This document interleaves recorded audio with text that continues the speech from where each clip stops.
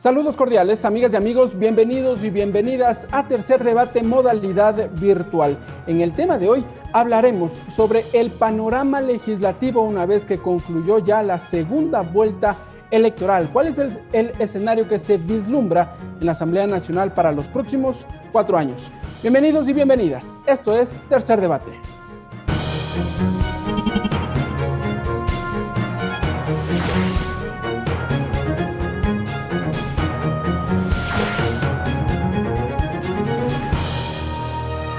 Tercer Debate, modalidad virtual. Bien, para abrir este diálogo respecto del trámite al interior de la Asamblea Nacional, los proyectos de ley que se van a discutir, hemos invitado a la doctora Livia Rivas. Vamos a revisar su perfil. Livia Rivas, abogada y doctora en jurisprudencia, máster en Derecho Constitucional, Derecho Parlamentario y Técnica Legislativa. Especialista en Derecho Constitucional, Derecho Administrativo y Contratación Pública y Modernización del Estado. Ex secretaria general de la Asamblea Nacional. Presidenta del Instituto Ecuatoriano de Estudios Legislativos. Para complementar este diálogo y para conocer uno de los temas sobre todo esenciales que tendrá la Asamblea Nacional y el nuevo gobierno nacional es el económico. Para ello, hemos invitado al economista Mateo Villalba. Revisemos su perfil. Mateo Villalba, economista, ex subsecretario de Política Económica, ex gerente general del Banco Central del Ecuador, docente de Economía en la Facultad Latinoamericana de Comunicación Social. Bien, a partir del 14 de mayo la nueva Asamblea Nacional entrará en funciones y su primera actividad será nombrar a las autoridades, tanto al interior de las comisiones legislativas cuanto a las autoridades que regirán al Parlamento ecuatoriano. ¿Cómo se llevará adelante? ¿Cuál es el trámite que seguirá el legislativo? Lo vamos a revisar en el siguiente video. El próximo 14 de mayo serán posesionados los nuevos 137 asambleístas para el periodo 2021-2025. Para esta nueva etapa, ninguna de las bancadas legislativas tendrá mayoría por sí sola, por lo que deberán llegar a consensos para alcanzar al número de 70 votos para aprobar o reformar leyes. De aquí que la primera minoría será la bancada Unión por la Esperanza UNES, con 49 curules. Le sigue Pachacuti con 27, Izquierda Democrática con 18, el Partido Social Cristiano con 17, y Creo con 12. A ellos se suman los 15 asambleístas de otras organizaciones políticas. Fecha en que además se elegirán las nuevas autoridades de la Asamblea Nacional. Según la Ley de la Función Legislativa, la sesión será instalada por los 3 legisladores nacionales con mayor votación. Ellos son Pierina Correa por UNES, Vilma Andrade por la Izquierda Democrática y Salvador Quispe de Pachacuti. Las nuevas autoridades de la Asamblea Nacional posesionarán al presidente de la República electo, Guillermo Lasso, el 24 de mayo. Además de conformidad con la reforma introducida al artículo 21 de la Ley Orgánica de la Función Legislativa, la Asamblea Nacional contará en este nuevo periodo con 15 comisiones especializadas permanentes, a fin de cumplir de manera adecuada con las funciones de legislación y fiscalización que corresponden a la legislatura, incluyéndose a las ya existentes, la Comisión de Protección Integral a Niñas, Niños y Adolescentes. En este nuevo periodo, la agenda legislativa deberá solventar varios desafíos. Es por esto que resulta imperante conocer cuáles serán las leyes que tendrán tratamiento prioritario, cuál será la legislación en materia de salud, educación y empleo, y sobre todo, cuáles son los mecanismos de coordinación que existirán entre el Ejecutivo y el Legislativo. Siga Tercer Debate por Televisión Legislativa, Canal 42 en Pichincha, Canal 22 en Guayas, Canal 27 en Azuay y Canal 45 en Manabí. La radio de la Asamblea Nacional en todo el país. En Facebook, por TV Legislativa. Y en la web, en vivo.asambleanacional.gov.es. Bien, vamos a empezar el programa entonces y vamos a saludar ya con nuestros invitados. Voy a empezar por usted, doctora Livia Rivas. Gracias por estar con nosotros en Tercer Debate. Bienvenida. Cordial saludo, estimado Ricardo. Muchísimas gracias por la invitación a la Asamblea Nacional. Un gusto participar con Mateo Villalba en Tercer Debate. Muchas gracias, doctora. Ahora vamos a saludar con el economista Mateo Villalba. Igualmente, economista, gracias por estar con nosotros en la señal de los medios legislativos. Muchísimas gracias por la invitación. Un saludo para ustedes y para su audiencia. Un saludo a Livia, con quien tengo el placer de compartir este espacio. Muchas gracias a los dos. Voy a empezar por usted, doctora Livia Rivas. Y bueno, desde su experiencia queremos un poco conocer cuál es el panorama que se vislumbra en la nueva Asamblea Nacional una vez que entrará ya en funciones el próximo 14 de mayo, por favor. Bien, me parece que como consecuencia del discurso que ha dado el nuevo presidente electo por los ecuatorianos, Guillermo Lasso, pues está llamando a un diálogo entre las diferentes bancadas y organizaciones políticas. Esto es importante de tomar en cuenta con caras a que la primera actividad que va a tener la Asamblea Nacional el 14 de mayo no va a ser exclusivamente la posesión como asambleístas para el nuevo periodo legislativo, sino la designación de las nuevas autoridades que van a presidir la Asamblea Nacional. Esto es el nuevo presidente o presidenta, los nuevos vicepresidentes o vicepresidentas y los miembros del Consejo de Administración Legislativa. Y obviamente en la siguiente sesión de instalación, pues ya se conformarán las comisiones especializadas que, como usted ya señaló, pues tendrán que designar a sus presidentes o presidentas y vicepresidentes o vicepresidentas. Esto implica necesariamente que antes del 14 de mayo, y acogiendo lo que ya ha manifestado en varias declaraciones ante los medios, el nuevo presidente de la República que se posesionará el 24 de mayo, pues implica que las diferentes bancadas, organizaciones políticas, los jefes de los bloques o de los movimientos políticos empiecen a construir una agenda que les permita llegar a la designación de las nuevas autoridades, porque hay que considerar que el nuevo presidente o presidenta de la Asamblea Nacional le va a tocar mantener estas reuniones de coordinación permanente con el Ejecutivo. De hecho, así lo dispone en la Ley Orgánica de la Función Legislativa, que el nuevo presidente o presidenta de la Asamblea Nacional le va a tocar articular espacios de coordinación permanente con el Ejecutivo para poder ir avanzando en la agenda legislativa. Entonces, esto significa que necesariamente el nuevo presidente o presidenta de la Asamblea Nacional va a tener que ser una persona que fomente el diálogo, que fomente el consenso, que permita sacar una agenda legislativa que ayude a incentivar temas tan importantes para el país, sobre todo ahora que estamos en época de COVID, temas en el ámbito económico, productivo, empleo, salud, entre otros aspectos tan importantes y que ansiamos tanto los ecuatorianos.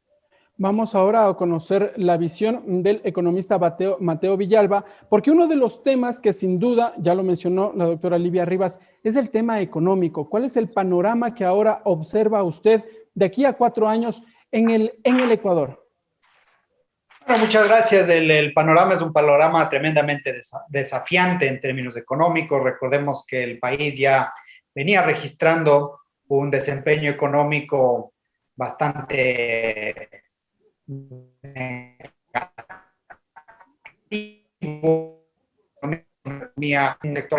economía real que está en un proceso de recesión.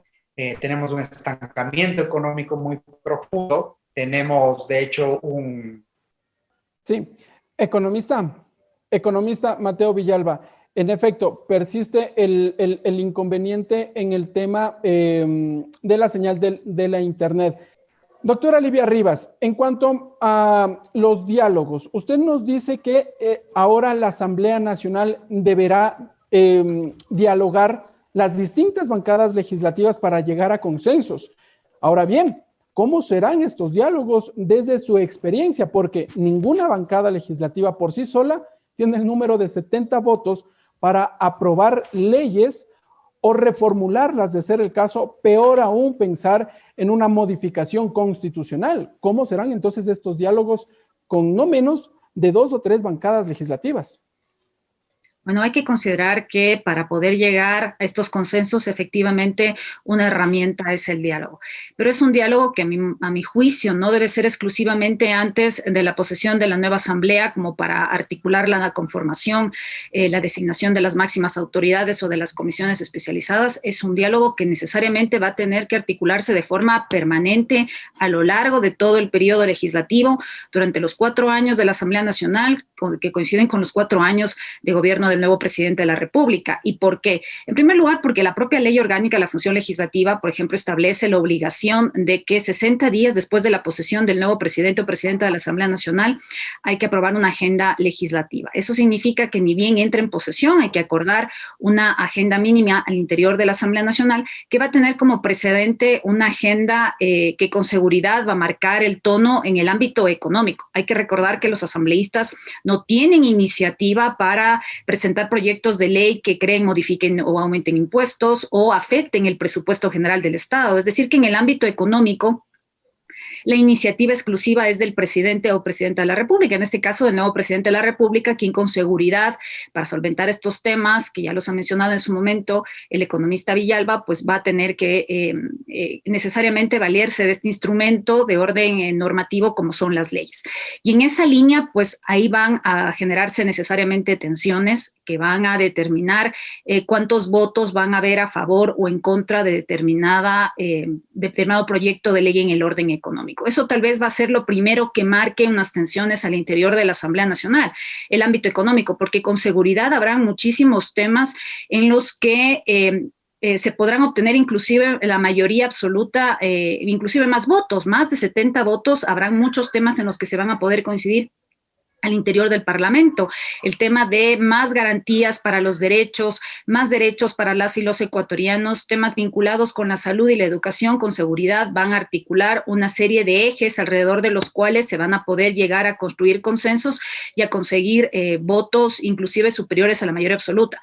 Pero cuando se trate del tema económico, realmente ahí sí vamos a ver cómo las diferentes posturas de los movimientos y partidos políticos, sus temas de ideología político-partidista, sus posturas que han sido manifestadas durante la campaña para acceder a las curules de asambleístas, pues van a ponerse en juego respecto de cómo apoyar o no una determinada proyecto de ley económico presentado por el presidente de la República. Entonces, en esa línea me parecería que definitivamente antes del 14 de mayo, pues hay que acordar cierta agenda mínima que al nuevo presidente o presidenta de la Asamblea Nacional le va a tocar necesariamente impulsar al interior de la Asamblea Nacional, porque obviamente la Asamblea está para eso, para aprobar las leyes. No se pretende que sea una Asamblea que se dedique exclusivamente al ámbito de fiscalización y control político, que también lo va a haber.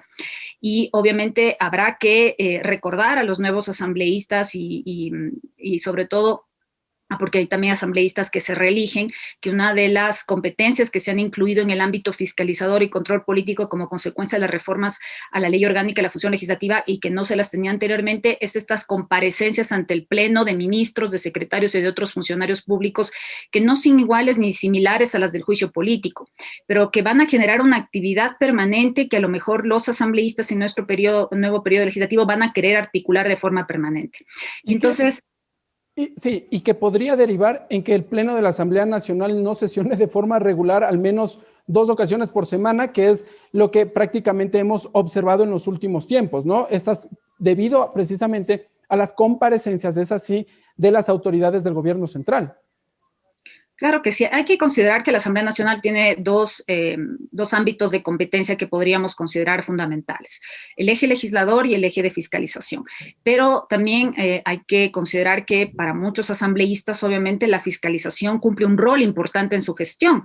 Y en esa línea, pues, no solo tienen el hecho de llevar a juicio político a aquellas autoridades previstas en el 131 de la Constitución, sino que también pueden activar este mecanismo de la comparecencia ante el Pleno de la Asamblea Nacional, que como dispone la ley orgánica de la función legislativa es con fines informativos, o pueden articular solicitudes de información de conformidad con el artículo 75 de la ley orgánica de la función legislativa, y si no contestara el gobierno, pues obviamente llevarles a las comisiones especializadas para que contesten en persona.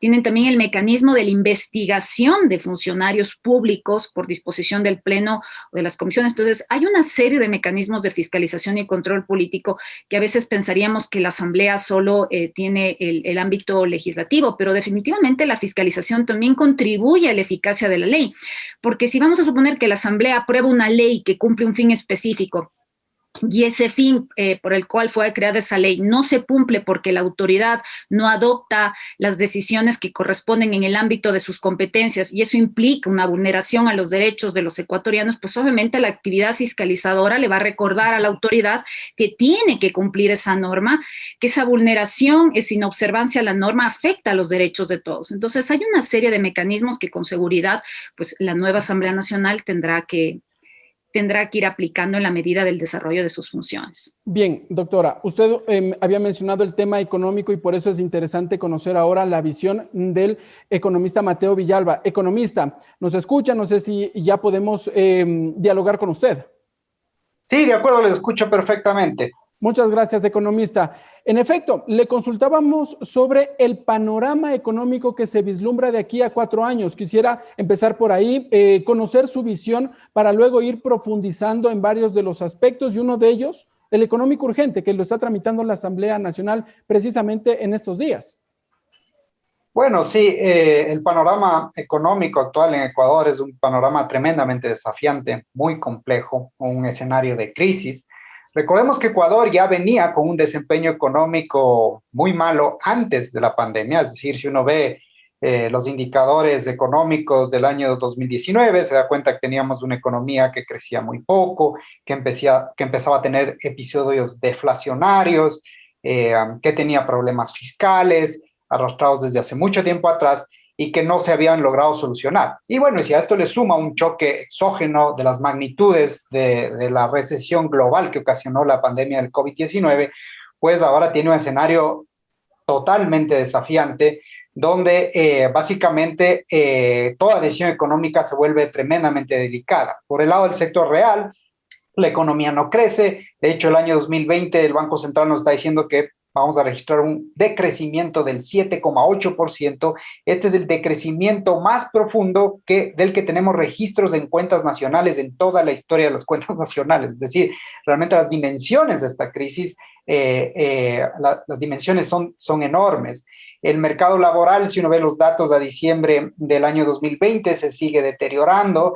Tenemos un empleo inadecuado que supera el 60% de la población económicamente activa, un subempleo que crece, un desempleo también preocupante. Y como les decía, es terrible porque este escenario deflacionario se puede ver muchas veces por el lado de la inflación, ¿no? En Ecuador estábamos acostumbrados a preocuparnos de los problemas de que la inflación suba mucho, pero ahora el problema es al revés, tenemos escenarios deflacionarios.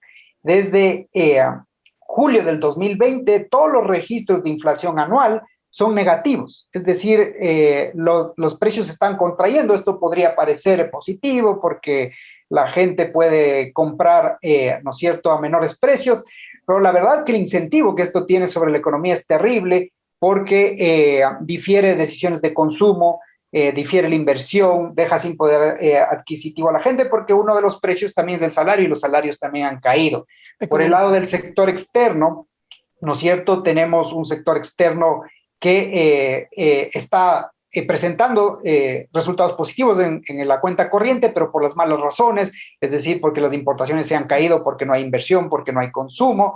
Tenemos un sector fiscal que no acaba de tener buenos resultados, básicamente un sector que tiene un problema muy serio porque por un lado enfrenta una necesidad de ajuste, pero por otro lado tiene que enfrentar tremendas necesidades para enfrentar justo este escenario recesivo. ¿No es cierto? El ritmo de endeudamiento que se ha venido teniendo en los últimos años simplemente es insostenible. La carga del servicio de deuda como porcentaje del gasto total es enorme y el perfil de vencimiento es muy complicado, así que el sector fiscal es un panorama complejo.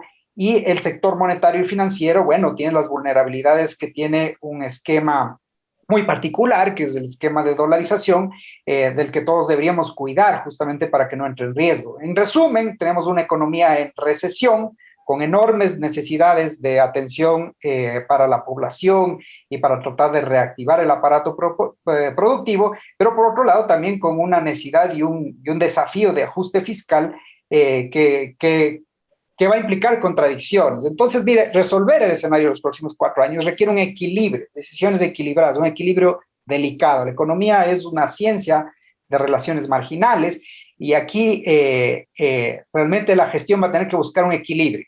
Si se tiran simplemente a resolver el problema fiscal con un ajuste, con una estabilización, va a haber costos sociales, costos en crecimiento que pueden llevar a un escenario de ingobernabilidad y de mucha insatisfacción social. Si por el otro lado, ¿no es cierto?, tratamos de atender todas estas necesidades, de enfrentar la recesión y estimular la economía, puede ser que se vaya de las manos el tema de la sostenibilidad fiscal y esto afecte y arrastre a otros sectores como podrían ser el sector monetario y financiero. Entonces, lo que se requiere es un equilibrio muy delicado en un escenario de crisis tremendamente desafiante. Economista Mateo Villalba, uno de los temas que bajo ese escenario que lo ha descrito usted y que el gobierno nacional seguramente lo tiene presente, decía que uno de los elementos para hacerle frente a aquello, defensa de la dolarización, se ha dicho, es precisamente el proyecto de ley económico urgente que necesariamente será tramitado por esta Asamblea Nacional, pero que entrará en vigencia ya con el nuevo gobierno. ¿Es posible entonces, a través de este instrumento legal, que la economía empiece a desarrollarse de acuerdo a cómo se ha ido planteando este proyecto de ley que se denomina así, Proyecto de Ley de Defensa de la Dolarización? Mire, yo empezaría por decir que ese instrumento es absolutamente insuficiente para enfrentar la magnitud de la crisis que tenemos en el país y en el mundo, porque no es solo un tema de Ecuador, es una recesión global, ¿no es cierto?, por una pandemia.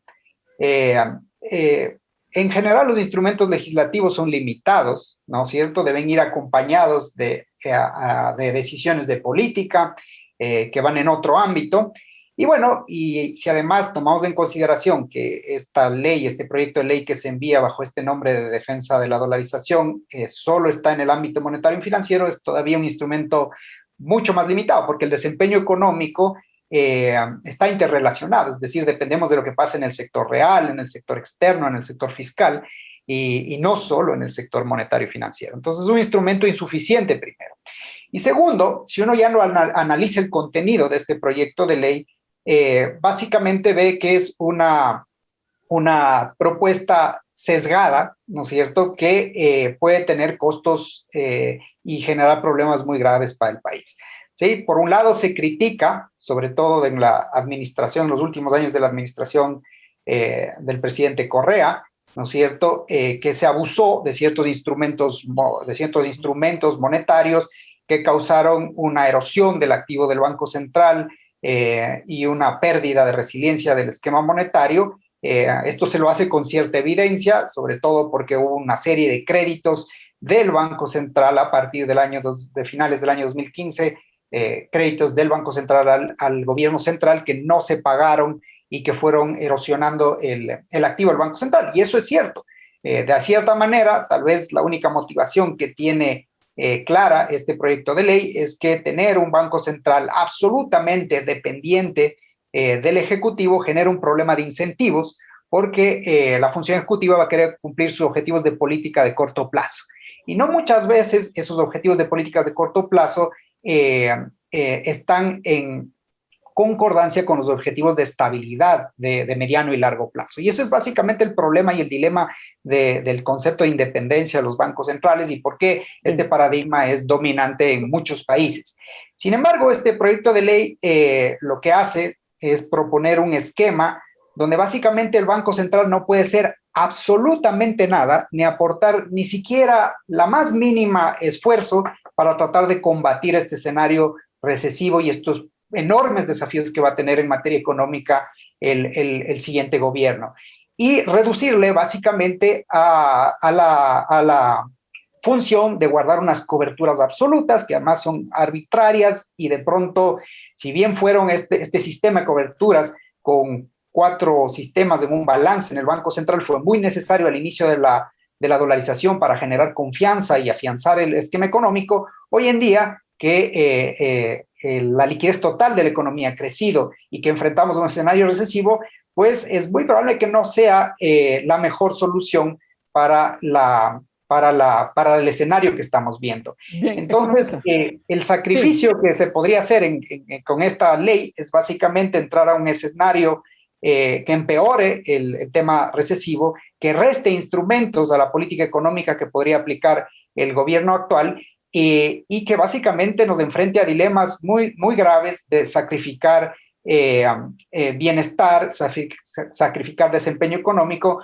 con el fin de mantener unas coberturas absolutas que son cuestionables en este escenario de crisis y que de alguna manera tienen costos, ¿no es cierto? Entonces, otra vez, el tema es volver a un equilibrio, no abusar de los instrumentos, pero tampoco irnos al extremo de tener un banco central que no puede hacer ni aportar absolutamente nada para que, ¿no es cierto?, el país enfrente esta crisis tan dura por la que estamos pasando.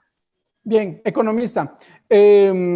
Ahora vamos al panorama legislativo. Doctora Livia Rivas, nos quedan pocos minutos antes de ir a una pausa y quisiera conocer los mecanismos de coordinación al interior del legislativo para que las diferentes bancadas parlamentarias logren, no sé si de alguna u otra manera, coordinar con el Ejecutivo a su vez para tramitar estas iniciativas legales. Una de ellas el económico, como usted ya lo ha dicho.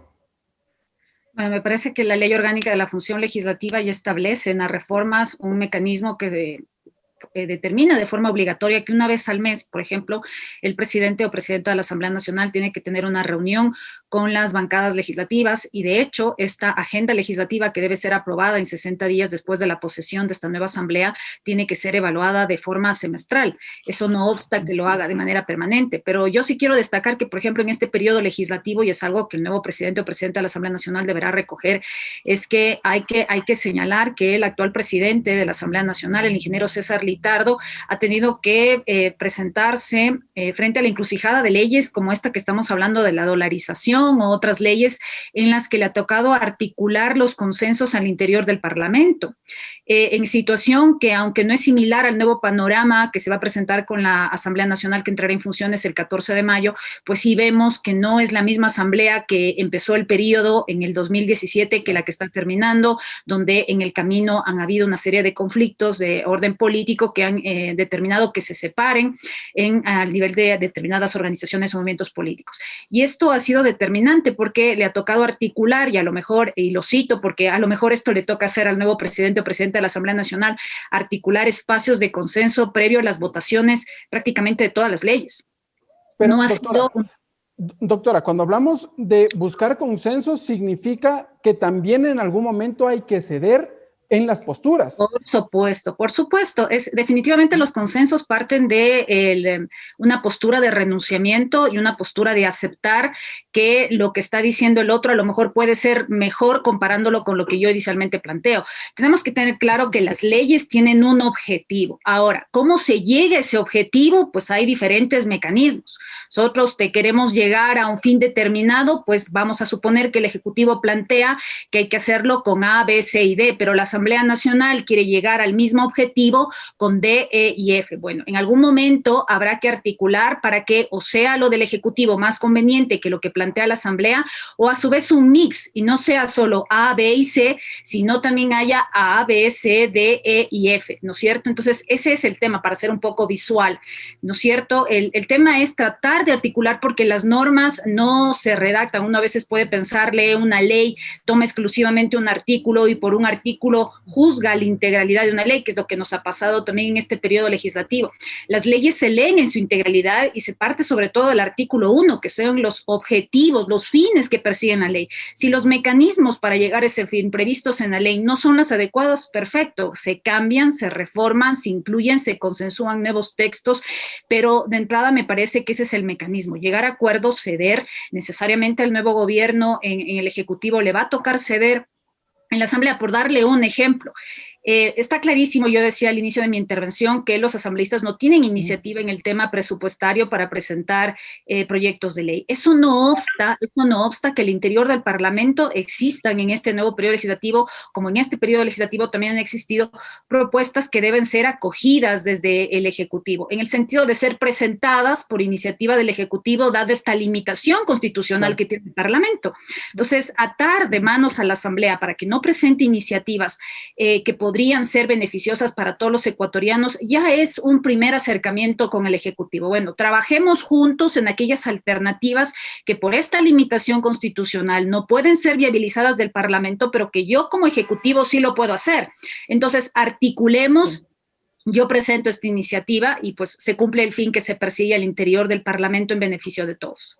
Bien, doctora Livia Rivas, economista Mateo Villalba, tengo que hacer una pausa. Cuando regresemos vamos a seguir conversando sobre este panorama de la nueva Asamblea Nacional y el nuevo Gobierno Nacional, los diálogos que sin duda deberán plantearse entre estas dos instancias del Gobierno Nacional. Regresamos, amigas y amigos, esto es Tercer Debate.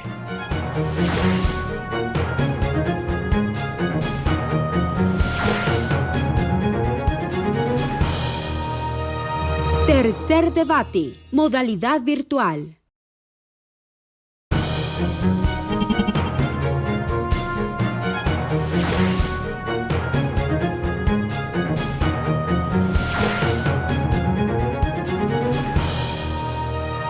Tercer debate, modalidad virtual.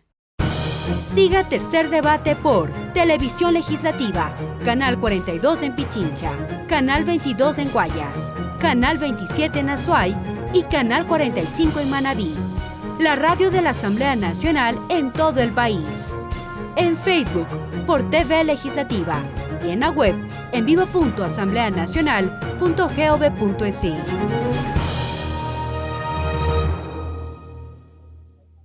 Gracias, amigas y amigos, por estar con nosotros. Esto es Tercer Debate, modalidad virtual. Conversamos con la doctora Livia Rivas y el economista Mateo Villalba respecto del panorama que se vislumbra de aquí a 4 años, tanto Asamblea Nacional cuanto Gobierno Nacional. Quisiera abrir este diálogo ahora, este segundo bloque, con el economista Mateo Villalba para conversar. Hemos visto desde su perspectiva ahora el escenario económico que enfrenta el país. Ahora bien, vamos ahora a las propuestas. ¿Qué deberá plantear ya con nombre y apellido? Porque se conoce el señor Guillermo Lasso Mendoza, quien será el nuevo presidente de la República del Ecuador. ¿Qué deberá hacer él entonces para que todo el escenario económico que ya lo conocemos empiece a dinamizarse la economía, a generar mayor inversión, que además fue parte de su propuesta de campaña? Bueno, si el presidente electo quiere mejorar el desempeño económico, básicamente la recomendación es simple, y es que él va a tener que encontrar un equilibrio muy delicado entre, por un lado, mantener ciertos equilibrios macroeconómicos, cierta disciplina y consolidación en el sector fiscal, por un lado. ¿Y eso cómo se logra, economista? ¿Y eso cómo se logra? Bueno, eso básicamente se logra, ¿no es cierto?, por el lado del ingreso y del gasto. Es decir, hay que tratar de controlar el gasto fiscal, incrementar su calidad, pero también mejorar los ingresos, porque no solo es una cuestión de atacar el gasto, sino los ingresos. Pero le decía, por un lado está esa necesidad de mantener ciertos equilibrios macroeconómicos, sobre todo en el sector fiscal, que es muy delicado en el caso de Ecuador y en una economía dolarizada tiene efectos importantes, pero por otro lado también tiene que enfrentar una recesión terrible en la economía real, es decir, tiene una economía estancada que no crece, donde no hay empleo, donde tenemos ¿no es cierto?, una inflación anual negativa, con registros negativos desde mediados del año 2020, y obviamente para eso va a tener que hacer, por otro lado, un esfuerzo fiscal. Entonces, es un equilibrio muy delicado, porque cualquier solución de esquina, es decir, tirarse a estimular la economía demasiado, le va a generar desequilibrios en el sector fiscal y macroeconómico y potencialmente en el monetario y financiero, que serían nocivos, y por el contrario, afianzarse únicamente en consolidar, ¿no es cierto?, un equilibrio en el sector fiscal y fortalecer las reservas en el sector monetario y financiero, por el otro lado, le va a ocasionar un desempeño muy pobre, recesivo de la economía real. Entonces, lo que requiere es un equilibrio, es una gestión equilibrada, que no es muy sencilla de lograr, no es fácil de lograr, pero que está claro que es la única forma que el país tiene para tratar de minimizar las pérdidas frente a este escenario de crisis tan grave. Es decir, un equilibrio, una economía en recesión, una economía con gran vulnerabilidad de una porción importante de la población que está en desempleo, que ha visto caída de sus ingresos, que de alguna manera perdió su trabajo. Eso hay que atacarlo, hay que tratar de mejorar este escenario recesivo, pero por otro lado también tiene el desafío de mantener ciertos equilibrios macroeconómicos, particularmente en el sector fiscal y en el sector monetario. Entonces yo lo que recomendaría en este tema, y es claro, es no tender a las soluciones extremas, radicales, que de alguna manera hemos tenido en los últimos 3 años, ¿no? Donde solo importa la consolidación del sector fiscal. Vamos a cortar agresivamente el gasto fiscal, vamos a tratar de cumplir, ¿no es cierto?, a mejorar el desempeño del sector fiscal. Vamos ahora con este proyecto de ley, piensan poner unas cortapisas legales que yo dudo mucho que funcionen para mejorar el nivel de reservas. Las intenciones son buenas, pero si nos enfocamos solo en eso, vamos a dejar desatendida la economía real, va a seguir profundizándose la recesión, vamos a tener un mercado laboral que va a seguir deteriorando sus indicadores y vamos a tener un problema, ¿no es cierto?, de escenarios deflacionarios y episodios recessionarios que podrían atentar gravemente contra la estabilidad del propio sistema, ocasionando mediante un escenario de deflación de deuda, incluso una posible crisis del sistema financiero cuando la gente no tenga los medios para cumplir sus obligaciones del sistema financiero, y eso hay que evitar. Entonces es un equilibrio bien delicado entre mantener equilibrios macroeconómicos y hacer ciertos ajustes que son necesarios, pero al mismo tiempo tratar de estimular la economía y recuperar ese escenario o salir de ese espiral recesivo y deflacionario que nos está haciendo tanto daño. Economista, desde las bancadas legislativas de lo que hemos escuchado hasta el momento, Izquierda Democrática y Pachacutic han señalado, por ejemplo, como líneas rojas, no van a dar paso al incremento en los impuestos, por ejemplo. Tampoco en la privatización del seguro social, lo han mencionado desde la Izquierda Democrática. Siendo así, entonces, el gobierno nacional deberá buscar otras alternativas. Tal vez salvaguardias arancelarias, podría ser.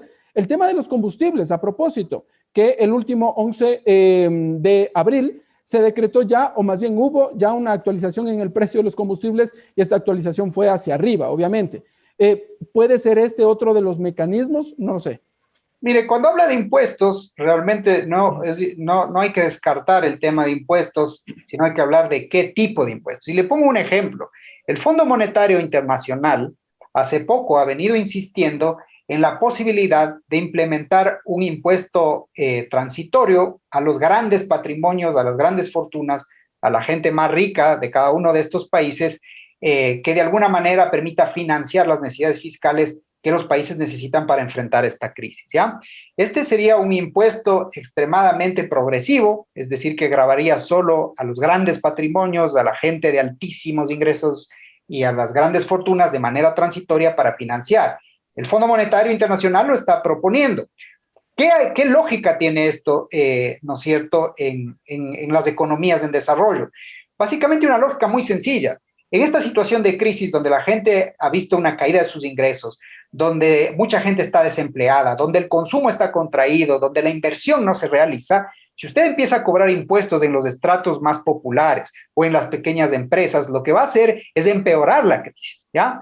Entonces usted no tiene espacio, el gobierno no tiene espacio para aumentar impuestos en estos estratos de menor ingreso, en las pequeñas empresas. ¿Quiénes sí podrían contribuir? Pues las grandes fortunas, los grandes patrimonios que pese a que han reducido sus ganancias, ¿no es cierto?, en este escenario de crisis, todavía, ¿no es cierto?, tienen espacio. Si usted ve, por ejemplo, el sector financiero, ¿no es cierto?, tuvo ganancias récord extraordinarias en el año 2019 y en el año 2020 vio reducidas sus utilidades, ¿ya? Es decir, ganó menos, no perdió, ganó menos, ¿ya? Entonces, son estos sectores que todavía ganan, ¿no es cierto?, sectores de altos capitales, patrimonios y altos ingresos, los que podrían contribuir desde el lado tributario. Y creo que si ahí el gobierno conversa, ¿no es cierto?, con estas bancadas, que además es bien interesante esta conformación de la Asamblea, porque usted ve que más o menos en la conformación de la Asamblea, 93 escaños pertenecen a organizaciones políticas que se ubican del centro a la izquierda y van a estar muy de acuerdo con tomar medidas progresivas, ¿no es cierto? Ahí está, por ejemplo, en estos 93 escaños, que son casi el 68% de los escaños de la Asamblea, están los asambleístas de Revolución Ciudadana, de Pachacutic y de la Izquierda Democrática. Y bueno, el gobierno, que tiene un bloque, ¿no es cierto?, de 19 asambleístas, que son los del Partido Social Cristiano y de Creo, es una minoría, va a tener que buscar estos acercamientos con propuestas de centro. Entonces, en materia de impuestos, generalmente es posible que logre un acuerdo si plantea impuestos progresivos como este que recomienda el FMI, que yo le estoy poniendo sobre la mesa. Entonces, yo no descartaría el tema de impuestos. Por el lado de combustibles es muy poco lo que se puede hacer, porque ya ha habido la reducción de los subsidios. Tal vez la única línea que queda es el tema del gas licuado de petróleo, y eso se podría hacer, se podría reducir el subsidio al gas licuado de petróleo en la medida que la gente se cambia a cocinar con electricidad y no impacte en el bolsillo de las personas. Pero mientras eso no suceda, no es una solución de corto plazo, eso requiere un cambio, ¿no es cierto?, en la forma en que la gente utiliza, ¿no es cierto?, la electricidad. No va a ser posible en el corto plazo. Muy bien, economista. Vamos ahora con la doctora Livia Rivas. Doctora, uno de los temas de discusión en los últimos días es el 14 de mayo y se ha posesionado en el ambiente ciudadano de que quien ya estará al frente de la dirección de esa sesión, entendemos, la asambleísta Pierina Correa, será la nueva presidenta. Desde su perspectiva, desde su experiencia, quisiera ahora conocer cómo será esta sesión del 14 de mayo, cómo va a ser el funcionamiento, porque mucho ya se habla de que quien va a dirigir esa sesión será la presidenta de la Asamblea Nacional. Le pregunto, le consulto, ¿es así? No es así, estimado Ricardo. Mire usted, lo que ha coincidido es que en los dos periodos legislativos anteriores, luego de la reforma a la Constitución, el primer periodo legislativo del 2009, quien presidió la sesión efectivamente fue el ex asambleísta Fernando Cordero, que fue electo presidente de la Asamblea Nacional. En el siguiente periodo legislativo presidió la lista de asambleístas nacionales Gabriela Rivadeneira, que fue electa presidenta de la Asamblea Nacional. En el siguiente periodo legislativo, el asambleísta José Serrano, que presidió la lista nacional y que obtuvo también la presidencia de la Asamblea Nacional. ¿Qué es lo que tienen en común en estos tres periodos legislativos que fue determinante para que accedan a la presidencia? Pues que tenían prácticamente la mayoría absoluta, y en el caso del segundo periodo legislativo inclusive tenían hasta 100 votos. Entonces, esto permitía con tranquilidad que un mismo movimiento o organización política pudiera acceder a la primera magistratura al interior del Parlamento, es decir, a la presidencia de la Asamblea Nacional, exclusivamente con los votos de los miembros del partido movimiento político. Ahora las circunstancias han cambiado. Ninguno tiene por sí solo los 70 votos que requiere la Ley Orgánica de la Función Legislativa. Adicionalmente, la Ley Orgánica de la Función Legislativa hacía referencia al asambleísta nacional más votado. Y de cierta forma, a nivel de un reconocimiento parlamentario que se hizo durante los tres periodos legislativos, tenía una legitimidad, si se puede decir, en el ámbito parlamentario, que preside la Asamblea quien tenía el mayor número de votos en una lista nacional. Ahora, las circunstancias han cambiado. Hay una reforma al Código de la Democracia donde dice que presidirá la sesión, la dirección de la sesión, el asambleísta que presida la lista nacional más votada, pero hay que recordar que ninguno de los asambleístas tiene esos que van a estar presidiendo la sesión, ni Pierina Correa, ni el subdirector Salvador Quispe, ni la secretaría, el asambleísta Vilma Andrade, pues tienen por sí solos sus movimientos o bancadas políticas las 70 votos que se requiere, de forma tal que al tenor de lo establecido desde que fue aprobada la Ley Orgánica de la Función Legislativa, pues cualquier asambleísta puede ser mocionado el 14 de mayo para presidir la Asamblea Nacional. ¿Cualquiera? ¿Los 137? ¿Cualquiera puede ser? Los 137 están en las mismas condiciones. Lo que se requiere es que aquel asambleísta que se mocione o aquella asambleísta quien se mocione, pues alcance 70 votos. Y en esa línea, pues se entenderá que hasta antes del 14 de mayo, pues se habrán llegado los acuerdos para que para que no existan demasiadas mociones ese día.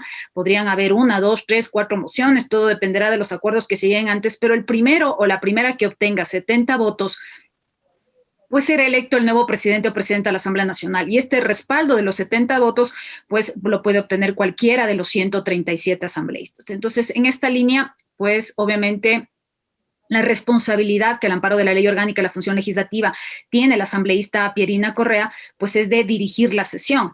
Y en la medida en que ya se elija al nuevo presidente o presidenta de la Asamblea Nacional, pues será el nuevo presidente o presidenta de la Asamblea Nacional el que continúe con la sesión de instalación hasta que se termine de designar a las nuevas autoridades de la Asamblea Nacional. ¿Cómo va a ser ahora la designación de las autoridades al interior de las comisiones? Porque también se habla en estos días de que finalmente ya una organización política será quien dirija las comisiones legislativas. ¿Cómo es el funcionamiento? ¿Qué determina la Ley Orgánica de la Función Legislativa al respecto? Pues bien, en la siguiente sesión, en la de instalación, se tienen que integrar las comisiones especializadas. Recordemos que hay una reforma a la Ley Orgánica de la Función Legislativa, se han aumentado el número de comisiones especializadas, ahora son 14 comisiones especializadas enfocadas en el ámbito legislativo.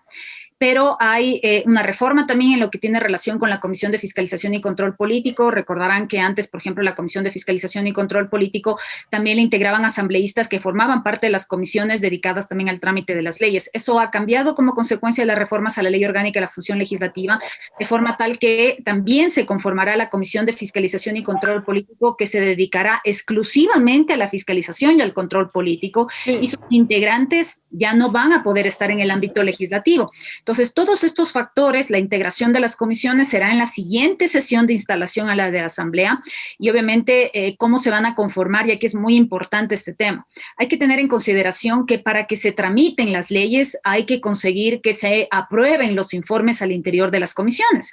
¿Cómo se aprueban los informes al interior de las comisiones? Con la mayoría absoluta de sus integrantes.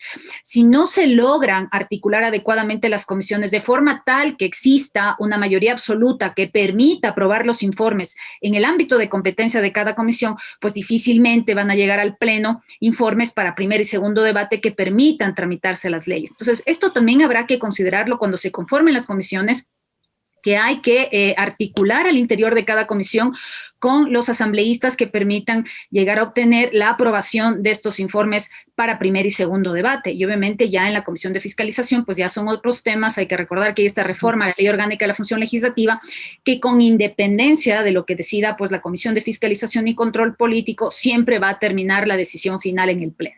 Entonces, son todos estos factores, la integración de las comisiones, pues seguramente luego ya de la elección del nuevo presidente de la República, que será también un factor determinante para todos los movimientos y bancadas políticas para ver cómo se iba a organizar el Parlamento. Uno pensaría que son temas independientes, pero en la práctica sí influye, pues con seguridad ya estarán realizándose los acercamientos para determinar a qué comisión les interesaría integrarse a los diferentes asambleístas, y eso sería votado en la siguiente sesión, a la de la instalación de la asamblea.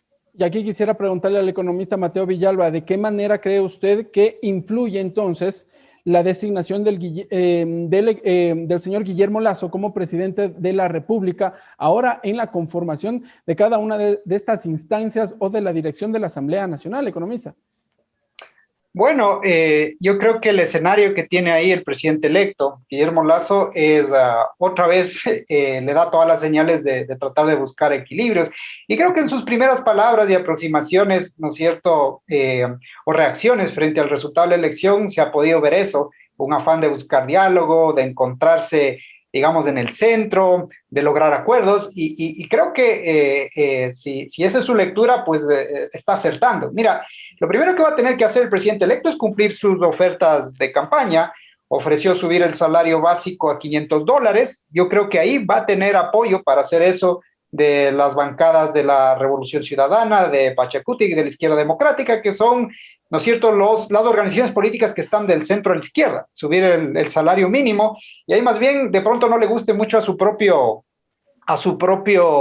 movimiento, creo, y a sus aliados, los socialcristianos, de esta medida, pero es una oferta de campaña y yo espero que el presidente cumpla su palabra, y creo que esto es positivo en este escenario de recesión, porque esto va a dar más ingresos a la gente asalariada, va a poder impulsar la demanda agregada y de alguna manera va a mejorar, ¿no es cierto?, desde la demanda esta recesión. Por otro lado, ofreció cosas como entregar créditos en condiciones más favorables que las que ofrece el sistema financiero privado.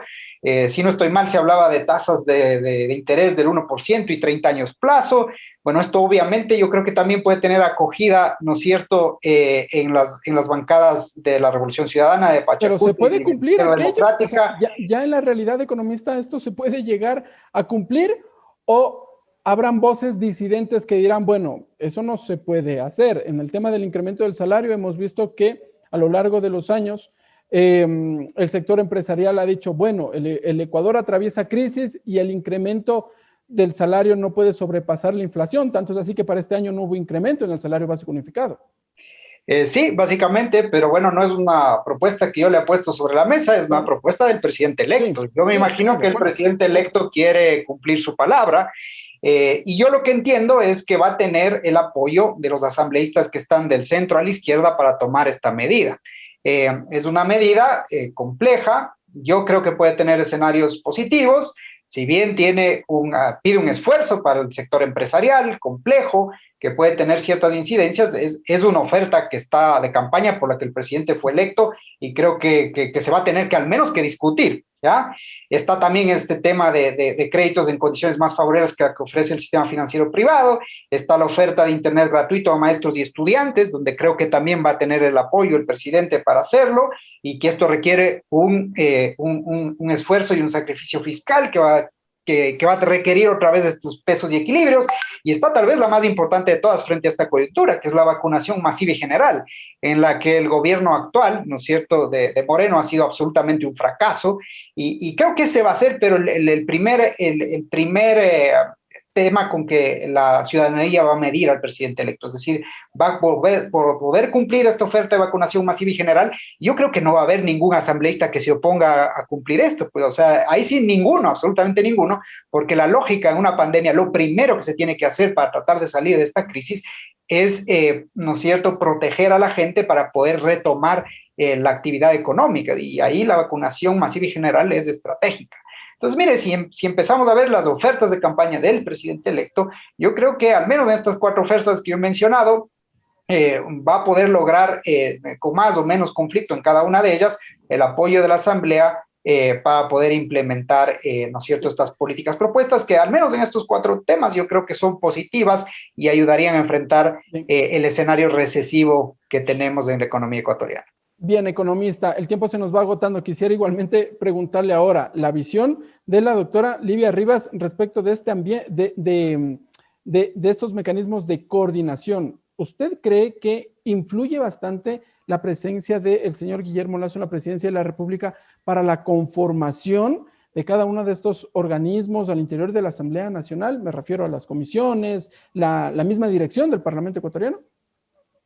Definitivamente la elección del nuevo presidente de la República es determinante en el Parlamento. ¿Por qué? Porque el presidente de la República es colegislador con la Asamblea. Las leyes no se hacen en apartado solita la Asamblea Nacional. De hecho, se hacen conjuntamente con el presidente de la República, que es el que determina con su sanción que una norma es publicada en el registro oficial o con su veto. Y en eso hay que considerar que mi sugerencia es que se mantenga una actividad de diálogo permanente y una co-creación permanente con el Ejecutivo. ¿Por qué? Porque si bien el legislador tiene sus iniciativas que se empiezan a tramitar en primer y segundo debate, hay muchas en las cuales sin duda es preponderante el apoyo del Ejecutivo, donde, por ejemplo, vamos a suponer que en el primero o segundo debate se ve necesaria que se asigne tal vez algún recurso, podría afectarse el presupuesto del Estado. Es necesario el criterio del ministerio competente para informar si es posible o no hacer esa afectación presupuestaria o qué mecanismos se tienen para poder cumplir con esa norma que se está incluyendo en determinada ley. Todo eso implica una articulación permanente con el Ejecutivo, cualquiera que sea, porque sería nefasto que la Asamblea Nacional apruebe una ley que podría llegar a haber algún tema de afectación presupuestaria y que al final del proceso el Ejecutivo lo que decide es simplemente vetar totalmente. Entonces, eso implica que en el camino no hubo suficiente diálogo y consenso para articular lo que haga falta, y esa propuesta, si bien obviamente van a haber vetos parciales en este periodo legislativo, con seguridad van a haber vetos parciales porque obviamente el Ejecutivo no necesariamente va a estar de acuerdo en todo lo que haga la Asamblea Nacional, pero obviamente lo que sí debería es generarse un acompañamiento permanente del Ejecutivo, y de hecho yo también quisiera sugerir activar estos espacios de diálogo que vi en otros periodos legislativos, donde antes de remitirse un proyecto de ley se conversaba con diferentes espacios al interior del Parlamento del proyecto de ley que iba a ser remitido. ¿Cuáles eran? Los denominados polígonos, que se denominaban, ¿no? O hexágonos, exacto. Los hexágonos.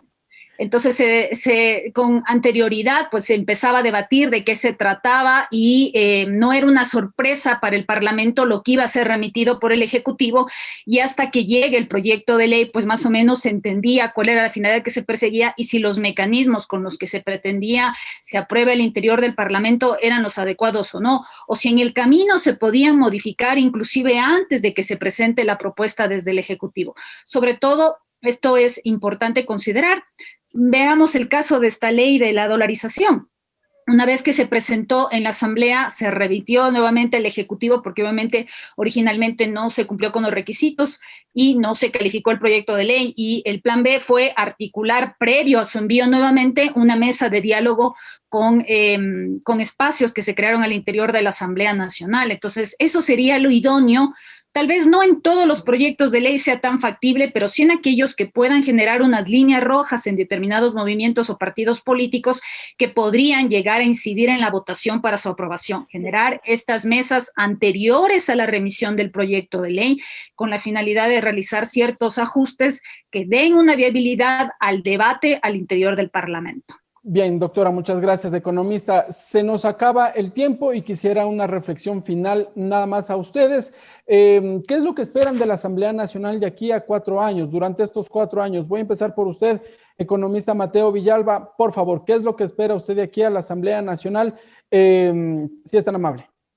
Mire, el escenario tan desafiante de una crisis tan profunda, que además no solo es una crisis de nuestra economía, sino una crisis global que está afectando además el desempeño bastante pobre que ha tenido nuestra economía en los últimos años, requiere de un escenario de acuerdos, de un escenario de cooperación.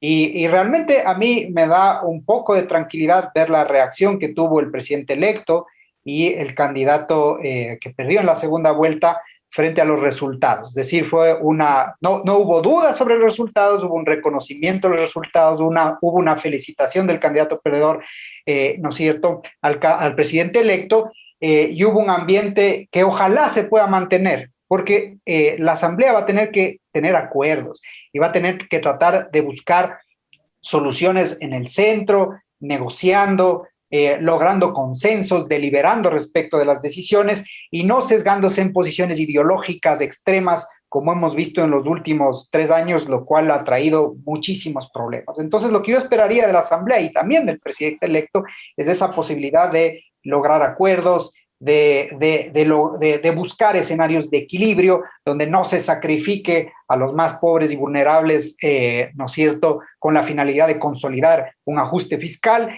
ni que tampoco se violen los equilibrios macroeconómicos y nos lleven a una posible crisis de inestabilidad por tratar de atender las necesidades de la pandemia. Es decir, es un escenario de equilibrios que requiere acuerdos, diálogo y consensos. Esperemos que eso sea posible dentro de la Asamblea y también dentro de las iniciativas que tenga el Ejecutivo en el futuro. Bien, muchas gracias, economista Mateo Villalba. Doctora Livia Rivas, igualmente, ¿qué es lo que espera usted del Parlamento ecuatoriano durante estos 4 años? Bueno, coincido con Mateo, me parece que es fundamental los equilibrios al interior del Parlamento. Definitivamente van a haber líneas rojas, pero creo que es posible llegar a los consensos y a los acuerdos y eso es lo que le hace falta al país. Definitivamente el país necesita, en la medida de lo que tenga que solventarse con las leyes, estas tienen que ser aprobadas al interior del Parlamento, porque a veces solemos pensar los ecuatorianos que todo se resuelve con leyes. El país tiene muchísimas leyes y los problemas aún siguen latentes. Hay que reconocer adecuadamente los problemas. Muchos de esos problemas pueden ser solucionados exclusivamente con la adopción de políticas públicas o tal vez reestructuración a nivel administrativa de la función ejecutiva. No necesariamente son las leyes la única vía posible para dar solución a determinados problemas que tiene el país, pero en la medida en que se identifique que la ley es la solución, pues el Parlamento es el llamado a aprobarlas. Si es que no le gusta la versión inicial que remite el Ejecutivo por la razón que sea, pues cambiémosla, modifiquémosla, aumentémosle, quitémosle lo que nos parece que no es lo adecuado, pero sustituyamos aquello por alternativas viables que sean satisfactorias para la mayoría o la totalidad de los ecuatorianos. Y finalmente, tampoco descuidar el rol fiscalizador que es tan importante. La Asamblea está llamada a ser el contrapeso del Ejecutivo, un contrapeso eficaz, no un contrapeso permanente en afán de que no permita trabajar como debe hacerlo el gobierno, el Ejecutivo en todas las tareas que están encomendadas de acuerdo con la Constitución y la ley. Entonces tiene que ser una actividad fiscalizadora que lo permita es exigir cuentas cuando las cosas estén mal, pero que también le permita trabajar en la medida en que está dispuesto por la Constitución y la ley y de forma cumpla con ese rol y con las ofertas de campaña que han sido dadas por el nuevo presidente de la República. Ese es mi mensaje final. Muchísimas gracias, estimado Ricardo, por su invitación. Nuevamente un agradecimiento a la Asamblea Nacional por este espacio y un gusto haber compartido con Mateo. Muy Muchas bien, gracias. más bien agradecerles a ustedes, doctora Livia Rivas, economista, Mateo Villalba, por estar con nosotros aquí en Tercer Debate y conocer también desde su visión, desde su experticia, el trabajo, el funcionamiento de aquí a la Asamblea Nacional para los próximos 4 años, los mecanismos de coordinación que deberá tener con el gobierno central. Gracias, amigas y amigos, por estar con nosotros aquí en Tercer Debate, modalidad virtual. Nos volveremos a encontrar en una próxima edición.